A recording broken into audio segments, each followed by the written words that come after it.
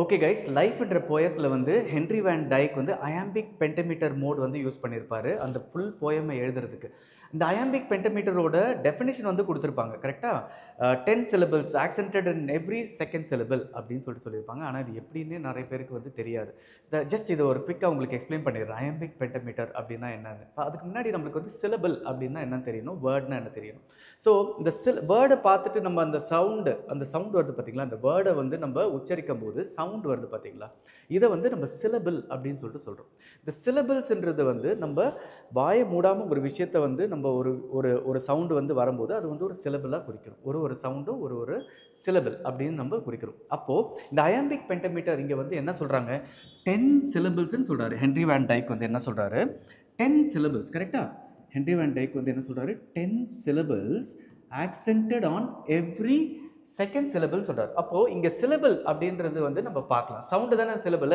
அப்போ பார்த்தீங்கன்னா let me but live my life from year to year. நீங்கள் ஆக்சுவலாக படிக்கும்போது எப்படி படிப்பீங்க, let me but live my life from year to year அப்படின்னு படிக்காமல் let me but live my life from year to year.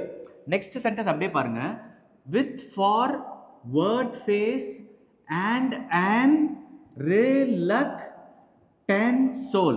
பார்த்தீங்களா, 1 2 3 4 5, 1 2 3 4 5.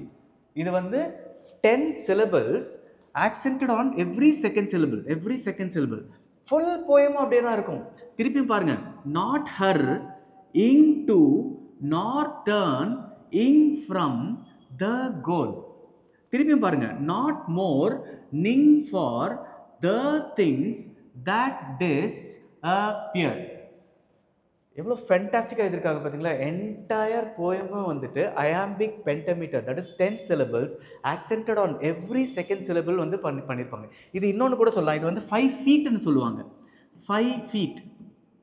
இந்த 10 syllables வந்து இதில் வந்து பார்த்தீங்கன்னா accented on every this thingல, ஸோ 5 feetன்னு சொல்லலாம். இதோட லைஃபோட இன்னொரு ஸ்பெஷாலிட்டி என்னது இது, இட் இஸ் அ சானட். கரெக்டா, இட் இஸ் அ சானட்.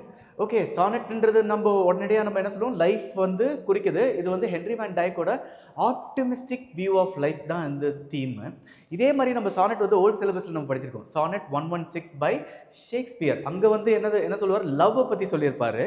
இங்கே வந்து ஹென்ரி வேன் டைக் ஒரு அமெரிக்கன் போயிட் என்ன சொல்லியிருப்பாரு, எதை பற்றி இங்கே குறிச்சிருப்பாரு, கம்ப்ளீட்டாக லைஃப்பை எப்படி நம்ம லிவ் பண்ணுன்றது கம்ப்ளீட்டாக சொல்லியிருப்பாங்க. இன்னும் அயாம்பிக் பென்டமீட்டர் சானட்னா ஏற்கனவே தெரியும் நம்மளுக்கு, டோட்டலாக 14 லைன்ஸ். இங்கே எண்ணி பார்த்தீங்கன்னா 14 லைன்ஸ் இருக்கும்.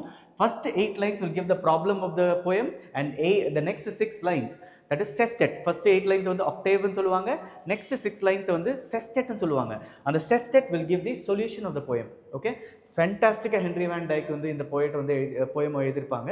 ஓகே, நெக்ஸ்ட் கிளாஸில் வந்து நம்ம பார்க்கலாம். ஐ வில் ட்ரை டு ஃபுல்லாக உங்களுக்கு வந்து எக்ஸ்பிளைன் பண்ணுறேன் line by line. Okay, bye guys.